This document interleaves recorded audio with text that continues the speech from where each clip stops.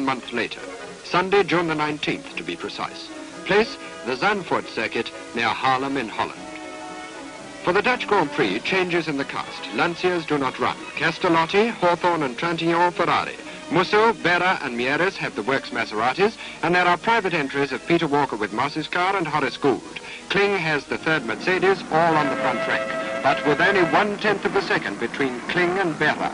The three Gordinis are here again, and in practice 11 drivers have beaten the lap record with only 2.7 seconds to cover the first 9.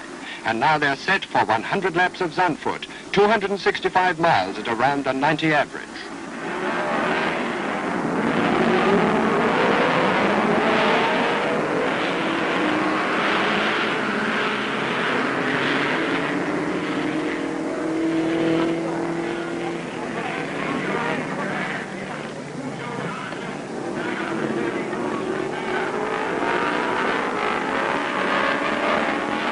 This time it's Musso's turn to chase Fangio and Moss, and initially he splits them up.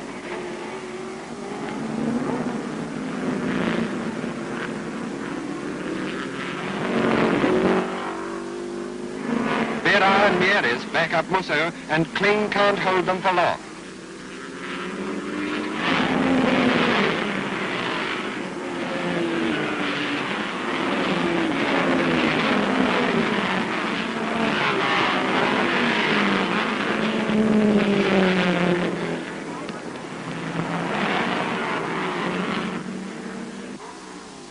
But Moss takes formation on Fangio's tail, and the incredible pair proceed to demonstrate their art.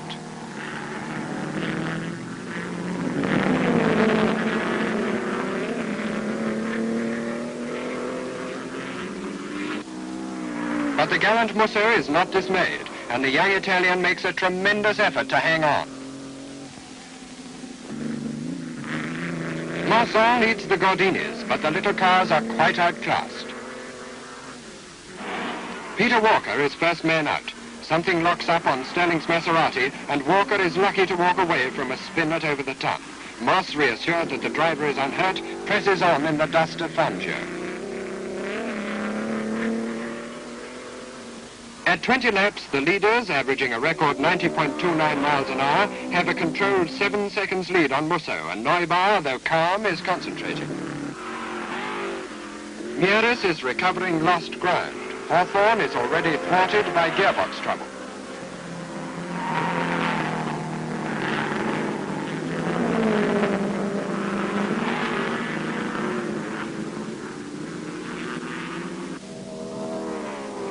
Now Kling is off the road, beaten all square by the young Italian Musso, Frenchman Berra and Argentine Mieres. And once again the German hopes are dependent on foreign hands, with Musso still very much on the scene.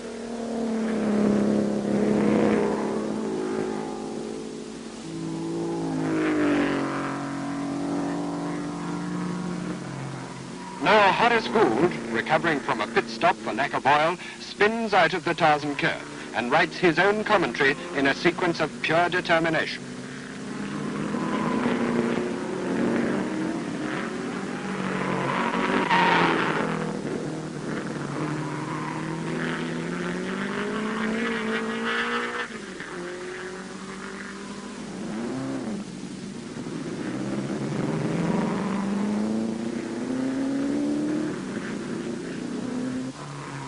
The curves of Zandvoort call for driving.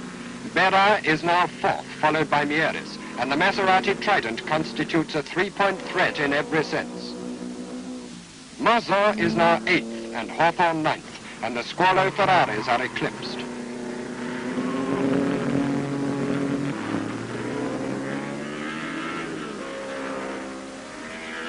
At 60 laps, the Mercedes lead has grown, but only to 15 seconds over Musso, and the pit keeps Fangio and Moss lapping at over 90 miles an hour.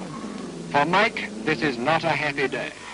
For Sterling, it's the old game of follow the leader, and once the pit warns him not to stay too close in the blast of flying sand behind Fangio's exhaust. Castellotti was now fifth, 3 laps behind the leaders, but ahead of Berra, who had stopped for 40 seconds for a puzzled inspection of the car's rear end.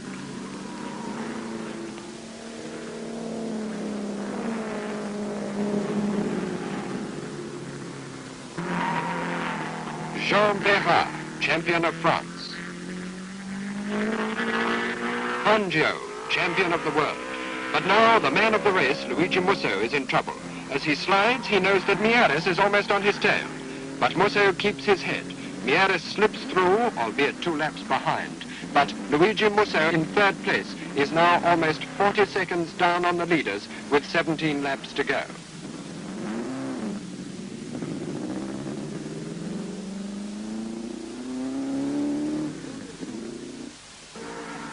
While Hawthorne continues his hopeless task, Fangio and Moss, informed of their increased lead, instantly slow down, a fair indication of the pressure to which they had been subjected by Musso's solitary Maserati.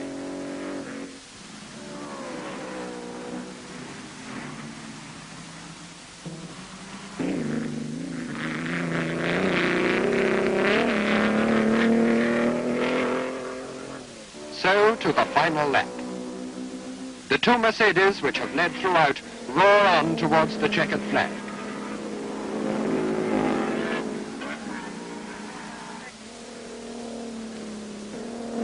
The race is won by the 2 finest drivers in the world at a record 89.62 miles an hour. But to Maserati goes the fastest lap, to Mieres at 92.9, and to Luigi Musso the credit for making a race of it at all. Herr Neubauer is in his element, as well he may be. But Britain and the Argentine share the honor of producing the men to do the job.